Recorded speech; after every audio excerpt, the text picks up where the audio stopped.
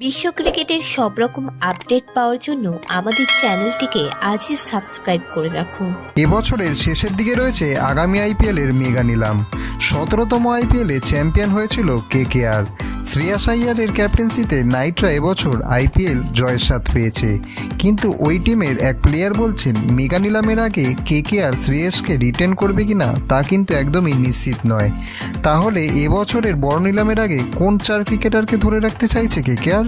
কয়েকদিন আগে একটি পডকাস্টে হর্ষিত রানাকে এই প্রশ্ন করা হয়। ওই প্রশ্নের উত্তরে হর্ষিত জানান তার মনে হয় কেকেআর আগামী আইপিএলের মেগা নিলামের আগে যে 4 ক্রিকেটারকে ধরে রাখতে চাইবেন তারা হলেন নারিন, রাসেল ও রিঙ্কু। 4 নম্বর ক্রিকেটারের নাম বলতে গিয়ে তিনি জানান 4 নম্বর কে হবে তা নিয়ে তিনিও নিশ্চিত নন। দলে অনেক বড় বড় প্লেয়ার রয়েছে, তাদের ছেড়ে দেওয়াটা খুবই কঠিন।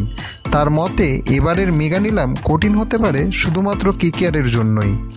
ভিডিওটি ভালো লেগে থাকলে বাংলার ক্রিকেট চ্যানেলটিকে অবশ্যই সাবস্ক্রাইব করে দিন।